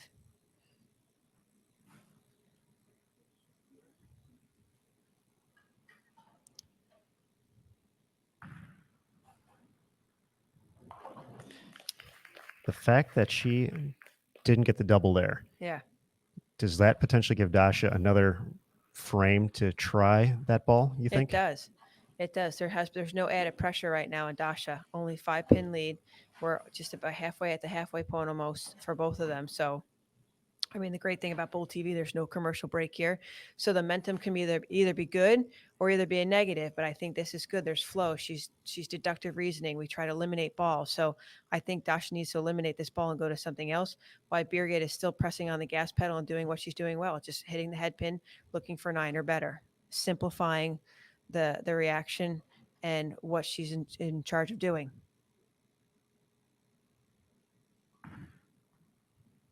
It's got a push, flush. I'm not too sure because sometimes on the left lane, she gets it to like that 7-8 marker and it still comes back. That one's 17 at the arrows, right over the hash mark, 9-10. And again, the ball goes right back towards the 9 pin. That's the last pin the ball is going to hit. The 1, the 3, the 5, and the 9. So it does exactly that. This looks like I saw some blue in that ball, but I'm not sure if it's the same one. Yeah, I think this is a different one. That's, I believe, the track Strata coming out. Okay, yeah, it's got blue in it, Strata. Yep. So it is a ball change. 5 consecutive spares, making the change here, 6th frame. Only down by 5. Oh, how good was that? Yeah. Yeah. Right choice there. Dasha was so good too, and you watch her from the front view. This camera angle is great by our technicians here. Her left arm goes in front, but she has a lot of front body tilt. You know, usually you stay at that 40-degree angle, and she gets well more in front of it, but she uses that as an advantage. Her swing doesn't get steep at all, and she just creates so much leverage with her slide and her release. So good ball change by Dasha. Birgit's in control, so now the pace of this game is going to change for these next half. Spare game kept Dasha in it in the first half. Can she connect for her first double? That needs to push. Oh. Yeah. Yep. It was a ball change, but she went left the last time on that lane with the other ball. So she just hasn't taken a giant step left enough. Greek Church. As close it is, I would just go for the 3.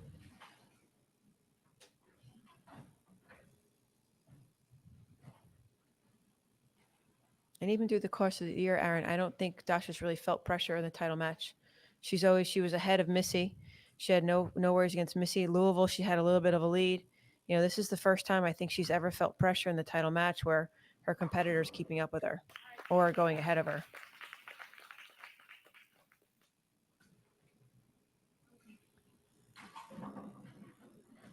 With the open 120 in the 7th, max score 210 now for Dasha.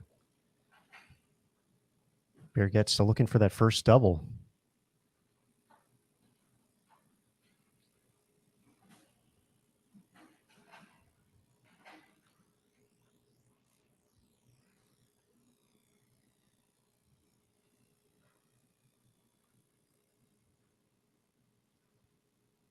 Here's the 7th. 3-6. So the left lane to me has more earlier hook. The right lane has more down lane hook because that was good. But see the sharpness right there in that slow motion? It's cleaner through. It pushes more freely through the middle part of the lane and more angularity in the back. Whereas the left lane, we saw in Jordan's match, typically there was no hold when you miss left. So that tells me there's more mid lane friction. And we saw it with Dasha's big Greek Church. At the end of the semifinal match, in I believe the 6th and the 8th frame, she went through the nose 3-pin on this lane and then crossed over 6-pin. Back half of the title match, we see the 3-6. She only has one more time on this lane, though. Yeah. So this is a big foundation frame for Birgit. She struck here 2 out of the last 3 frames that she was on this side, and she's going to finish the match on this left lane. So again, more mid-lane hook. Last time she was up here, she struck and it was flush. Dasha, at least she found out the left lane. She's going to finish on that lane. So she really needs to make that big move in order to see if she can string a few strikes to keep herself in the match.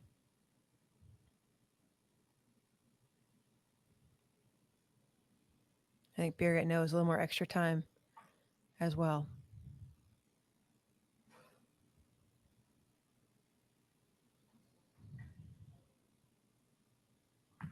Big 8th shot frame. here. Oh. 19-pin lead. 9th and 10th frame left to go. Watch, we talk shapes on tour, but see how smooth the ball, just almost like there's a suction, a vacuum, just really sucking that ball to the pocket right there. And it's a really smooth, great shape. That was a big shot for Birgit as well. Dasha needs to strike here if she's going to keep herself in this match and give her a chance to win. Max scores 229 for Birgit, 210 Dasha Kovalova.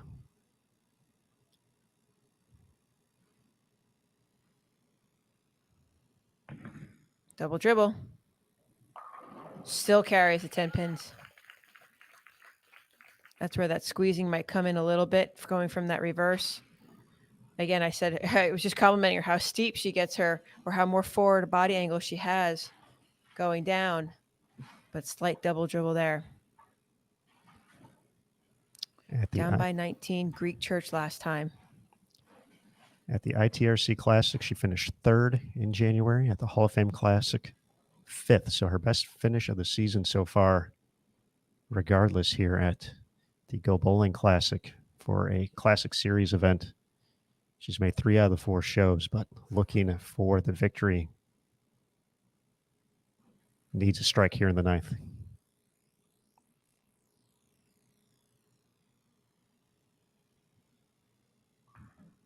No.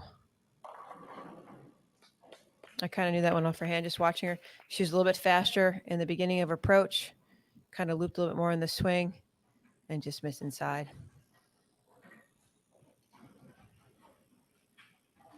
It just seems like she, talking about that rangefinder down lane, it just seems like she never got comfortable getting that one far enough right throughout the course of this title match on that left lane. Yeah, I agree with you, Aaron. It's exactly right. I think the other ball forced her to play straighter because it was so slow, and this one actually has some shape to it, which would point out why she needs to get a little bit more angle to that break point.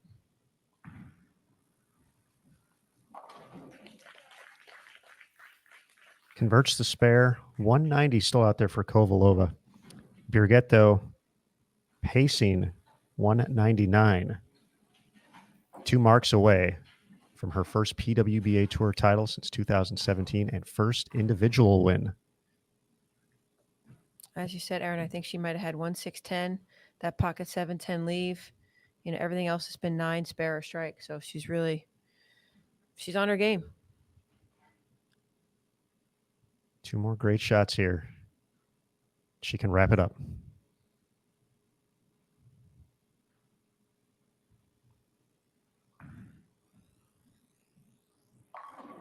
Oh, big time moment, big time shot, Birgit.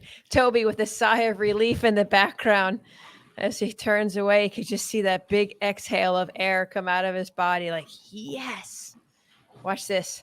Pumps a fist and then, ooh, a sigh of relief.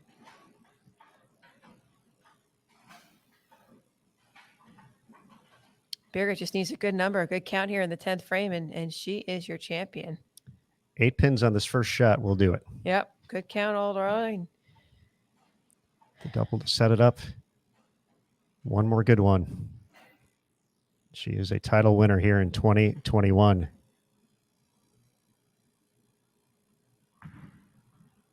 Comeback ball. Gets and it. it does. Congratulations, Birgit Noreiks, your Go Bowling Classic champion here in 2021. And looks like the emotions might be coming out here. Enjoy the moment, Birgit. What a performance in this stepladder finals. Works her way all the way up. She qualified third, beats Verity the first match comfortably, improves even more with a 220 or so in game 2. And now Dasha really never got the right ball in her hand or got comfortable lined up, and Birgit just kept doing what she was doing very well. 225 was the last match, now 229 here max. She just got better as time went by. Made the right ball changes. Stayed clean, took advantage of doubles. And there's Dasha. Her teammate, Great moment her friend, there. Yep.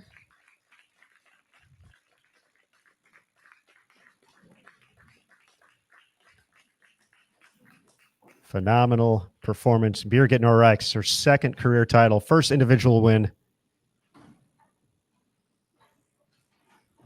Getting the love all around. Much deserved. Birgit, congratulations. Congratulations to Birgit, her first individual title of this year, one in a long time.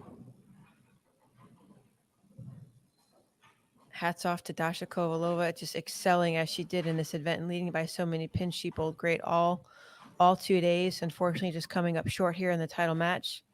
Still in contention for Player of the Year, having a remarkable season at still such a young age. We're going to see some greater things to come from Dasha this season, and probably within the next day or so. Would not be surprised to see that. As you said, Kelly, a phenomenal performance. She led throughout after A squad qualifying, took it all. She's saying, go get that trophy right now. 228 to 177. There is your Go Bowling champion, all the way from Germany, land of schnitzel and good Bavarian beer, I might add. There we go. Let's go, Kelly. But a very, very talented young lady. As I said, as Aaron and I were mentioning, she was overdue for a victory within her career, especially in this 2021 season. This was her third telecast of the year. And going into tomorrow on a short pattern, she'll only have, unfortunately, not a long sleep. She was on A squad, so she won't bowl till 4 o'clock tomorrow afternoon. But my hat's off. I applaud her for what a stellar performance here in these 3 games on this Bowl TV telecast. All right, we're going to talk to Dasha Kovalova next. We're going to start our giveaway as well. Brunswick Melee Jab Midnight Blue up for grabs. So good luck, everybody. Click that submit entry button. And we'll be ready here. Dasha Kovalova joining us with the runner-up finish at the Go Bowling Classic. Dasha, hello. Hello, Dasha. So first question, do you think 6 balls to warm up and on the TV show was enough, or would you like to have had a few more? I mean, it was fine, I think. I don't want to start any beef over here, so I'll just say it was okay. I asked the question really honestly because your ball reaction from what Aaron and I were witnessing just didn't seem very good. You had a little bit over under. It hooked too soon on one lane, didn't hook enough on the other lane. The ball change was the right ball change. It just could have been maybe earlier, or do you think it was you physically? I think I feel, kind of like when I was here last time that my hitbox was about this much. But on a positive note, it's a 177 instead of 150, and I made all my spares. So, like, improvements, right? Baby steps. I was just confused with the ball reaction because I felt like, again, my hitbox wasn't small. And when that happens, I typically try to force it, and that doesn't help when you have to hit about this much, Coming off the break, what did you do? Anything over the last 3.5, 4 weeks that we had off that might have changed your outlook mentally as well as physically, so that your hitbox wasn't that small, maybe been bigger, to give you the confidence? Coming off Louisville was a great victory, and then coming in here in such a commanding lead, going to the telecast by leading almost by about 200 pins. What was that break? What did that help you through? Well, during the break, I went to therapy to work on my anxiety, and I feel better now. I mean, I don't, I start my shots on time and I don't come back, so yay. And then I changed my pitches a little bit because usually when I struggle, I tend to do this. And I felt like I still did this today, but at least my ball still went the right direction. I think I was just missing. My ball reaction wasn't the best. That's what I believe. Other than that, I feel great. Physically, I see a lot of tape still on the hand and the forearm and the elbow. Physically, do you feel solid overall? Or Yeah, is that just more precaution? it's more like preventative rather than because something hurts. Plus, it does look cool, so it's a conversation starter, Going into tomorrow, you have a long break. You don't bowl till 4:00 tomorrow. Mhm. What's your mindset? What's your plan going into the next pattern, of which we had only that a 90-minute practice session on the dual pattern? So what's your plan going forward? I think I'm just gonna sleep and then start with a fresh mind and just make sure that I'm repeating my shots and staying in the same cycle I stayed this tournament, and we'll see what's gonna happen. Good for you. Well, I can honestly say, folks out there, I've roomed with Dasha before, and I'm an early riser, and she's not. So the fact that I'm not rooming with her this week is a very good thing, because she might see that double digit in the morning and sleep in a little bit longer. Dasha, what a fantastic last 2 days. You dominated the field. It's always frustrating to see the leader, unfortunately, lose in that final match and everything. But you lost to one of your fellow competitors, Birgit Noreiks and stuff, and she bowled fantastic on the show. The fact that you're such a good sportsman, telling her to go grab the trophy before you even finish the game, shows you how much charisma, how much genuineness there is about you being a human being, and that you really care about your fellow teammates. So congratulations, great week in this Bowl TV Go Bowling Classic. I can't wait to see what you do over the course of the next 3 or 4 days going into the next 2 rounds.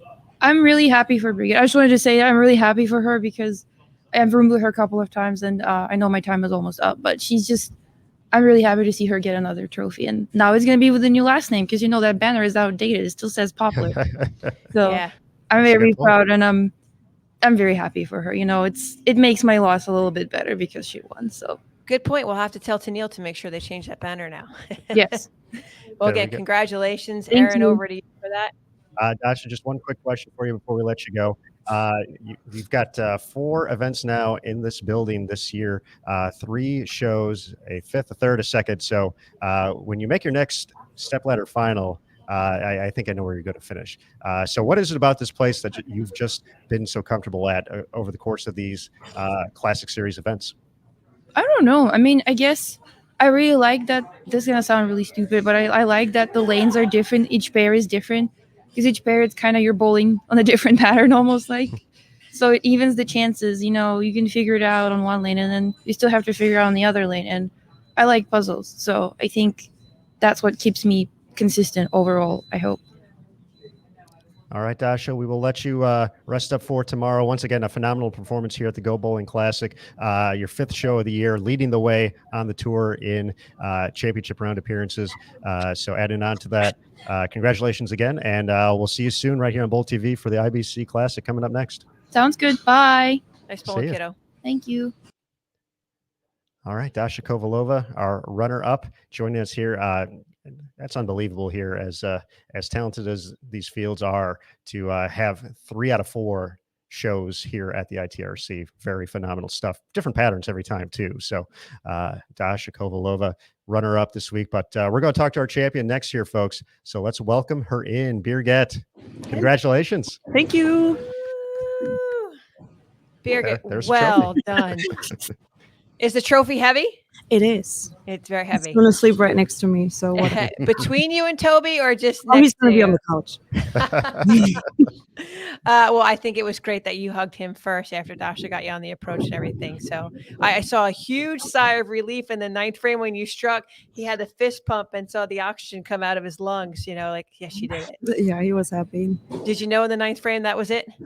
I mean, I still want to throw a good one in the 10s, but I mean, not fall over, like whatever, trip, fall, or you never know. I mean, You've been alluding to this championship round for so long now. I mean, Aaron and I talked that you've been on the cusp for so long. It's just been eluding you. What has changed? Is it being in this building? Was it the break after Louisville? Was it the success of having a few shows? But really, what has led you to finally just putting the cherry on top of the cake? I just really felt like everyone kept saying like you got to keep knocking and all that kind of stuff. So I just felt like this time I just believed in it a little more, and really took my time, took another breath, like every shot, and yeah, I guess that just it worked. I 7-10 again on the show, but I got it out of the way early. So Well, and Aaron and I, we both complimented you. We made notation of that your only open frame was a 7-10, and I think you had 1-3-6. Everything else was 9 spare. It might have been another two combination spin spare there along the way, but you were in massive control from the get-go with Verity. All the women broke down the lane at the same point. You jumped in left. You made the right ball choices. You and Chuck and the other tour reps had the great progression along the way. It just seemed like you were in the driver's seat at all time. You were in control the whole time, and I could definitely tell that you took more of a split second prior to leaving the settee area and drying your hand than you normally do. So whatever you've been doing mentally, can you elaborate just a little bit more on that? Not really. I mean, we watched, like, Toby and I know it's not big here, but we're big handball fans. So they had like an inside story about our team on Amazon Prime in German, of course. And we actually watched that in the break. So I guess and it was about like their winning mentality. So I just really maybe that gave me that extra push or whatever to just really believe that I can win and not just be runner-up, third, or whatever. So I'm making a note. Watch Amazon Prime German handball when I go back to the hotel. I'm going to Google that right now as soon as I go home. I mean, I could ask you so many questions. Aaron, do you have anything else for Birgit? I mean, I just want to congratulate you up and down. Just to run the ladder like that really is impressive. You were in second going into that last match. Dasha obviously beat you, and then Jordan had the big game. So it made force you to bowl the extra game. But I think that was valuable to you in deciphering what the lanes were doing over the course of the matches. I was really scared to bowl the first game. I really wanted to stay in second because I struggled on the fresh. But on the show, I used 2 balls that I haven't really used all weekend. So I felt like I just have to do something different. And either way, it's going to work or not. And I mean, it definitely worked. And the ball reps did a really good job on that. I saw it worked. It worked for 3 games. So again, I applaud you. Aaron, any follow-ups on that? Birgit, just one, and then you get to enjoy this moment. It's been since 2017. You won the Lucy doubles with Jason Sterner. You've been close time and time again.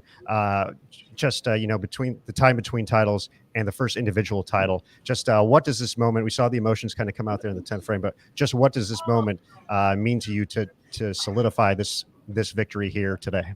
It really means a lot to me because even some of the girls kept saying like, oh, you don't really have a title. It's a double title. It doesn't count. Yeah, it's not like they said I don't deserve a banner, but it was kind of like, so I was like, well, I'm going to prove you wrong. I can win a title. So it really means a lot to me to finally have that singles title. It hurts me to think that people think that the caliber of player you are. I've witnessed you bowl in international competition. I've lost to you in medal competition, and know the caliber of athlete you are mentally, physically, soundly. Your physical game is strong. I mean, I even watched it when you practiced and everything. And, I will say this to the naysayers. Anthony Simons just posted, Birgit, you belong here. You are a fantastic athlete, a great bowler, a great human being, an asset to this tour as being an ambassador, not only on our side of the country and for USBC, but as well as Germany. So Thank you so it's just much. hearsay. Appreciate Yeah. it. I hope to have a beer with you and say yes. Prost and just congratulate you because you just bowled the best I've seen you bowl since yesterday. That's how good you're throwing it. So congratulations on your title. You deserve it, and so proud of you for this moment for you. Thank you so much. Kelly, perfectly said. Birgit, enjoy the title. Enjoy that moment. Find Kelly afterwards. You guys have that beer. I'm looking forward to that as well. Congratulations, Birgit. We look forward to seeing you out there at the IBC Classic coming up next. But enjoy the moment. 2-time titleist here on the PWBA Tour, everybody. Birgit Noreiks. Thank you. Congratulations, and we'll see you soon. You'll have a good night. Kelly, what a show by Birgit. It was. I mean, Erin, I did. She was in command, as I said, the entire time from start to finish. You know, Verity gone to that stronger ball, it might have been a different scenario. Because she really went 9 spare, 9 spare, 9 spare for the struck in the next 4 frames. Had she made the different ball change, it could have been a different outcome. Jordan, it was execution where Birgit was right spot on her game, and then from there, Dasha unfortunately did not have the right ball in her hand, and she made the right ball change, but it was way too late when something she hadn't felt all season long in that title match where she felt pressure. And Birgit, I think that I'm telling you, I'm going back to the room to watch handball in Germany now, but you could tell she was taking her time a little bit more lengthy than in the past, especially. And I think what geared them up to that too, I would say, is being back in that match play style. Women, and we don't bowl match play. We go right to those 6 games and cut to another 6 games for the Title 4. So now that bonus pins are included, there'll be a race going in tomorrow by the carryover and stuff, but those bonus pins are so huge that crucial time to extend and take that breath and take that mental focus. And I think Birgit did it the best today, proven factor, and that's why she won. It's a phenomenal show. Birgit Noreiks, her first title since 2017, a 2-time titleist out here on tour now. And folks, this is going to wrap up our coverage from the Go Bowling Classic. So thank you to everybody for joining us here. I want to give a shout out to James as well. He won that last bowling ball we gave away, courtesy of Brunswick. So thank you again to Brunswick, Rotogrip, and Storm for hooking up our Bowl TV viewers with bowling balls to take home with them to help their arsenal out as well. So big thanks to everyone for joining us. As always, a big thank you to USBC and BPAA and their board of directors for their continued support of the PWBA Tour. Kegel, the official lane maintenance provider, this 43-foot condition this week, something else. We're looking forward to see what the 38-foot pattern plays like at the International Bowling Campus Classic coming up in just a couple hours. He'll be here before we know it. Of course, big thank you to all the players out on tour, you as well, Kelly, just for your dedication to the craft, your commitment for being ambassadors to the sport of bowling, and just being great representatives of the PWBA Tour. To the folks on Bowl TV, the audience, all you folks, did you guys enjoy that? How awesome of a show was that? And I saw all the comments in there. Kelly, I think you're invited back whenever you want to come back. Oh, okay. So I was clicking on them, but I didn't see them along the way, so I missed those. I would have loved to say it, type some. But the folks love the insight, love the commentary throughout. But I know we're going to see you on the lanes instead at the IBC Classic coming up here. So yeah, I want to be in front of the camera again. I really enjoy that too. So I'm glad I could play both positions here, but I want to be in front of it again some more. But thank you so much for joining us here. I know the Bowl TV audience enjoyed it. And thank you to the Bowl TV audience for allowing us to bring you this great broadcast of the PWBA Tour. Of course, To Go Bowling, our presenting sponsor for all the great things they're doing in the sport. National Bowling Day coming up August 14th, just a couple of weeks here. Jillian Martin, who's competing this week, is going to be on Fox and Friends coming up as well. So be on the lookout for that. And finally, the PWBA, the ITRC staff for the long hours they're putting in here this week. Finally, the Bowl TV team, Curtis Von Kruger and Jason Thomas did a great job on the show, just getting you all those great shots, those great angles. Matt Canizaro is going to be putting together the write-up on PWBA.com in a little bit. And I'm Aaron Smith. I appreciate you guys sticking around. Kelly, once again, I can't thank you enough. I enjoyed this immensely, knowing that whatever I said out there, you were going to explain why I was seeing what I was seeing. So I thank you for that. It was just a phenomenal job. So thank you again for joining us. We get to see you out there on CBS Sports Network and other shows, and to get to work with you in this environment was pretty special for me. So thank you for that. I appreciate it, Aaron. You're a good sidekick. You gave me some good leads and everything along the way. And it's always a pleasure, just to educate not only myself, everyone out there as well, and to get the questions. I get questioned all the time because sometimes, I have questions too. Always learning process. We don't lose, we learn. So it's an everyday situation. Absolutely. All right, folks, that is going to do it from the Go Bowling Classic. The International Bowling Campus Classic is going to be back on the lanes 11 a.m. Eastern Time, 10 Central at the ITRC for the second national tour stop of the Summer Classic Series. So we're going to go ahead and sign off for today. Thank you again for joining us here throughout the weekend. We look forward to joining you throughout. We'll see Kelly on the lanes tomorrow, bright and early, for that first squad. Going to make a run at that top 12. But folks, that's going to do it for now. Thank you again for joining us here. And remember, on Bowl TV, bowling lives here. Good night, everybody. Good night.